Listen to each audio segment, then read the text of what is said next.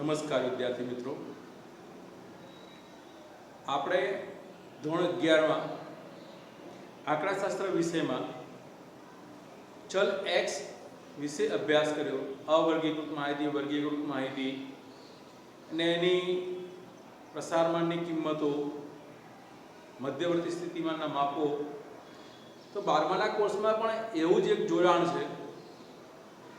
જેમ 11માના કોર્સમાં પ્રકરણ 3, 4 અને 5 કન્ટિન્યુ હતા, એવી રીતે આમાં પણ એવું છે.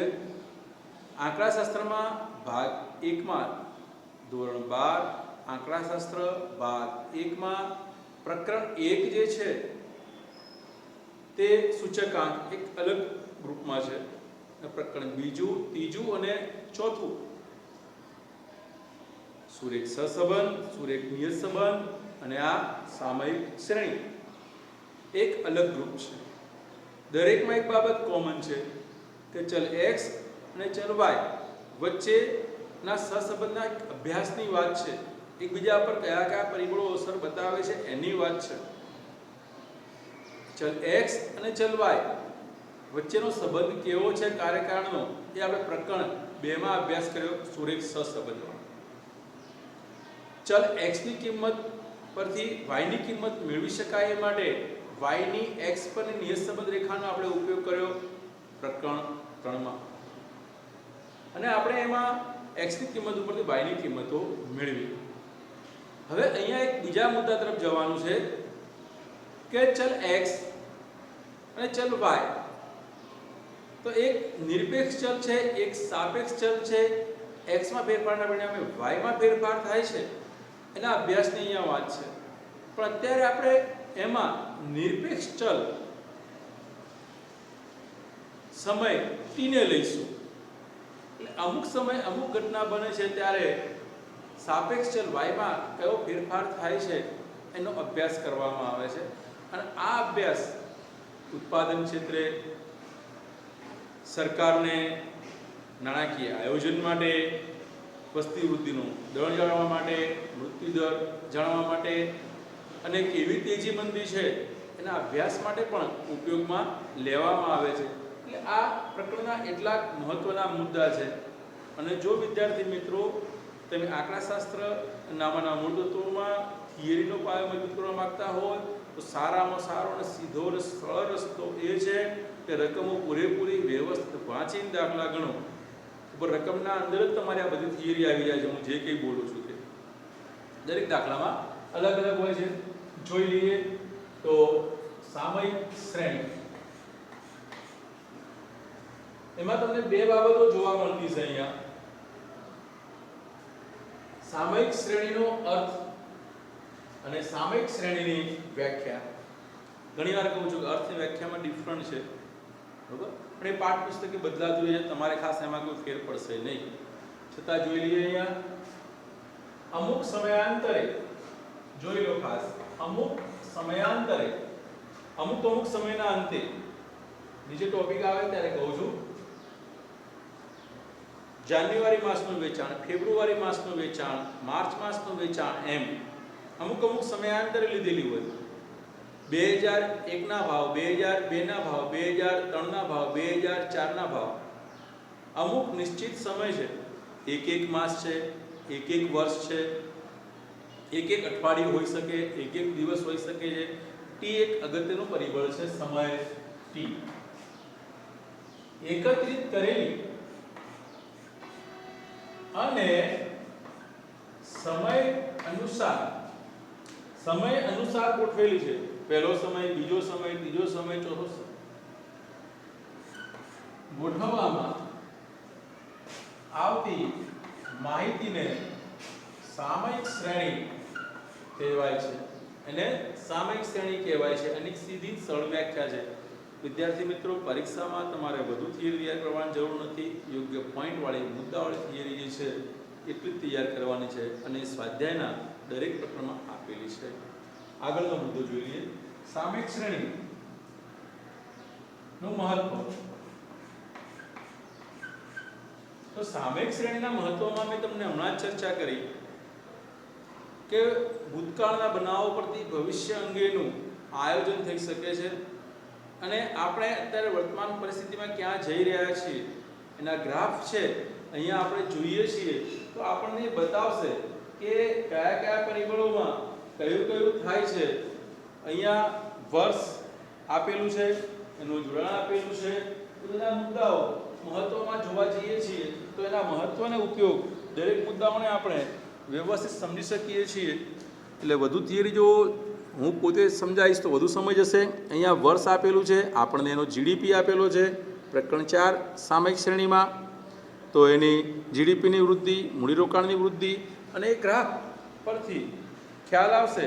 આ થિયરી જોઈને તમારે એની ચિંતા કરવાની નથી, પણ એક સામયિક શ્રેણીનું વલણ આવે છે. આ ગ્રાફ તમે જોઈ શકો છો તો આપણને ખ્યાલ આવે કે ચઢાવ ઉતાર કેટલો છે. તો એનું મહત્ત્વ પણ છે. તો ભૂતકાળની માહિતી પરથી ભવિષ્યની દિશા જાણી શકાય છે, ભવિષ્યનો અંદાજ મેળવી શકાય છે અને ઉદ્યોગની કે સરકારી નીતિ ઘડવામાં પણ સરકારને મદદરૂપ થવાય છે. અને સામયિક શ્રેણીના તુલનાત્મક અભ્યાસ કરી શકાય છે બે સંસ્થાઓનો. અહીંયા જોઈ લઈએ સામયિક શ્રેણીની વ્યાખ્યા. તો સામયિક શ્રેણીની વ્યાખ્યામાં તમે જોઈ શકો છો કે સામયિક શ્રેણીની વ્યાખ્યામાં નિયત સમય સંબંધે અવાજ ડિસ્ટર્બન્સ,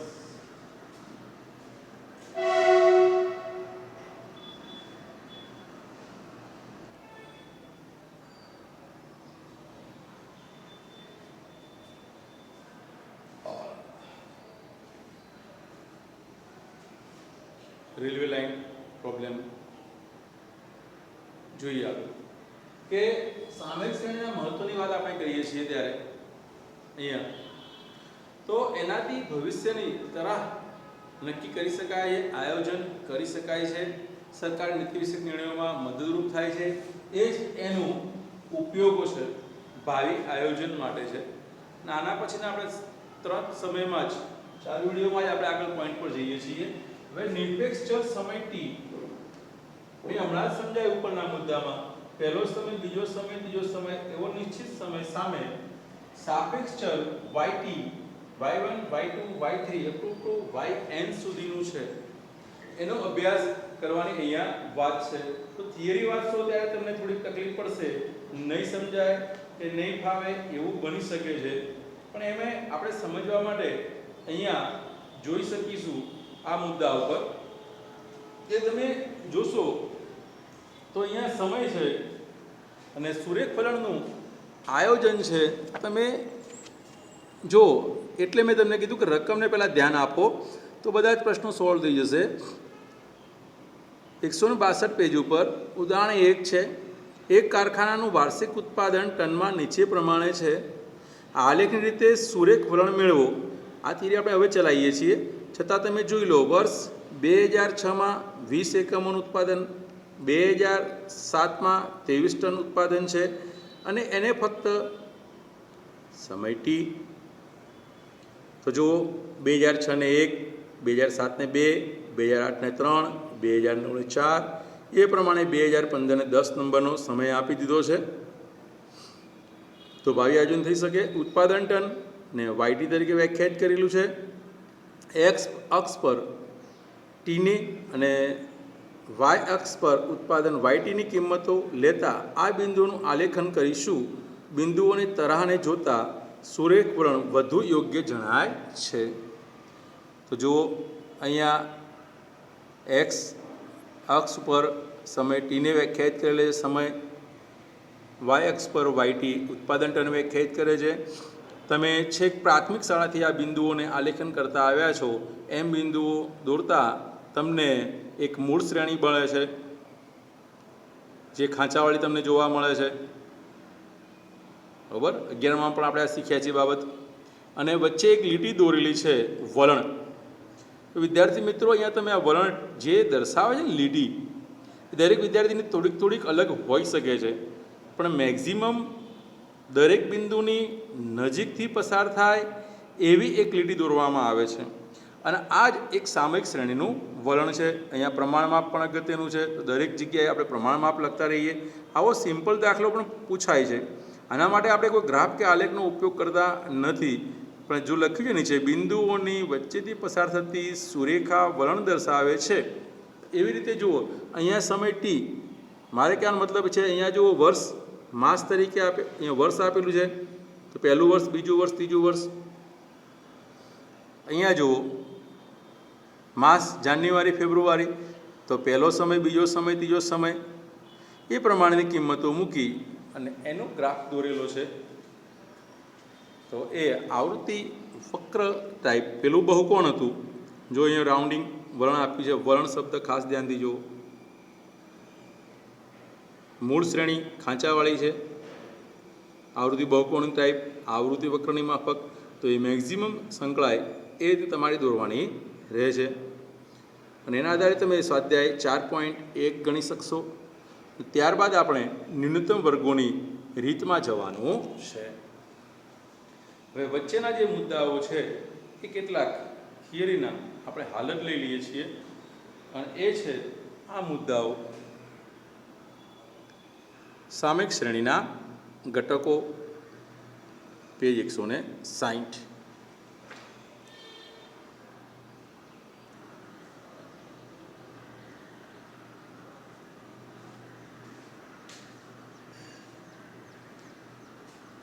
જોઈએ, હમણાં આપણે પાઠ્યપુસ્તકમાં તમને મેં બતાવ્યા ઉદાહરણ, અને વર્ષ સામે એના ઉત્પાદન ટનમાં છે, માસ પ્રમાણે પણ છે.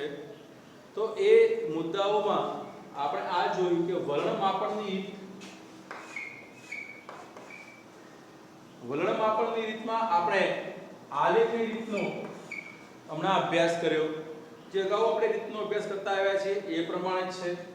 તો હવે આલેખની રીત અને ન્યૂનતમ વર્ગોની રીત, વલણ માપનની બે રીતો છે, આલેખની રીત, ન્યૂનતમ વર્ગોની રીત. તો એ બેના ગુણ અને મર્યાદાઓ જોવા જઈએ તો આપણે હાલ જ જોઈ કે આલેખની રીતે ગુણ તો સરળ છે, સમજાય છે, જલ્દીથી આંકલન થઈ શકે છે. આ બાજુ ન્યૂનતમ વર્ગની રીતમાં અગાઉ જેમ દાખલા ગણ્યા એમની ગણતરી, કેલ્ક્યુલેશન કરવું પડે છે,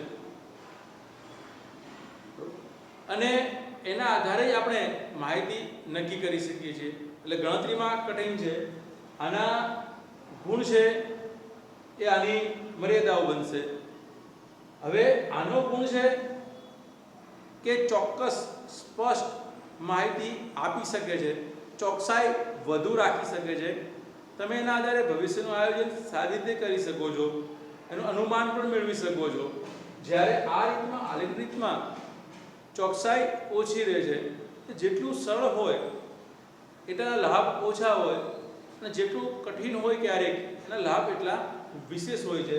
એટલે તમારે વિદ્યાર્થી મિત્રો આ બંને રીતોના ગુણ મર્યાદાઓ પણ લખવાની છે, અને યોગ્ય પોઈન્ટ મુદ્દા આપીને 11માં શીખ્યું છે એ પ્રમાણે લખવાનું છે. આગળનો એક મુદ્દો આ રહ્યો છે, આ ટોપિક આની સાથે ભણી લઈએ છીએ. એટલે થોડુંક આગળ, થોડુંક પાછળ, એવી રીતે ટોપિક લઈ, પોઈન્ટ લઈ અને આપણે થિયરિકલ મુદ્દો પૂરો કરીએ છીએ. તો સામયિક શ્રેણીના ઘટકો, આ બધા મુદ્દાઓ આની સાથે સંકળાયેલા છે, એના અંદર સમાયેલા છે. પરીક્ષામાં પૂછાય છે સામયિક શ્રેણીનું યોગનીય મોડેલ લખો. તો yt બરાબર tt plus st plus ct plus rt, જ્યાં tt બરાબર દીર્ઘકાલીન ઘટક અથવા વલણ, st બરાબર મોસમી ઘટક, ct બરાબર ચક્રીય ઘટક અને rt બરાબર યાદચ્છિક ઘટક અથવા અનિયમિત ઘટક. હવે અહીંયા મુખ્ય મુદ્દો જોઈએ છે.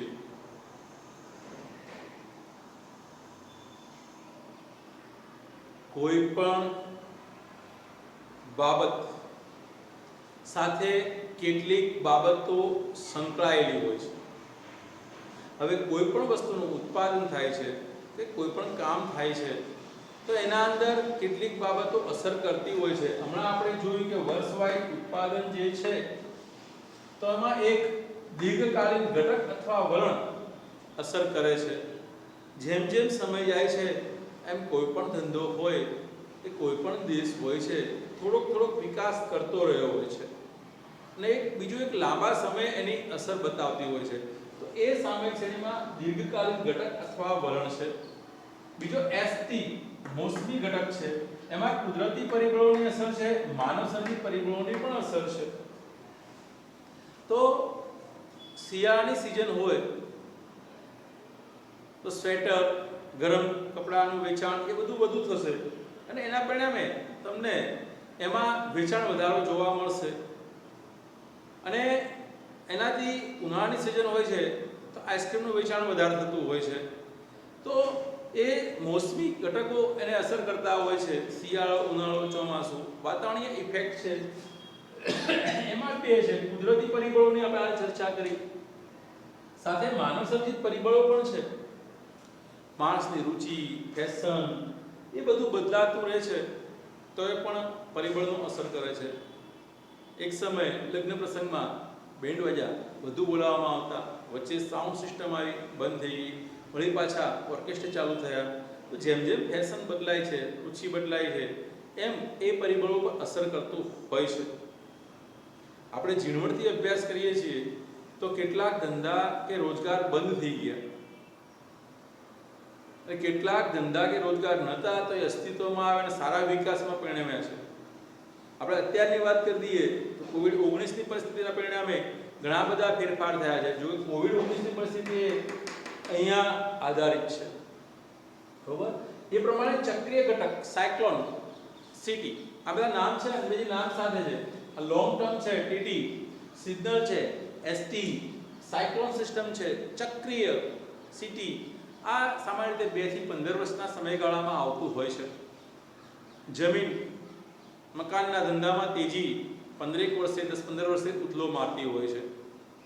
એવી રીતે અમુક ધંધા રોજગારમાં 2-5 વર્ષે પણ ચક્રીય વધઘટ જોવા મળતી હોય છે.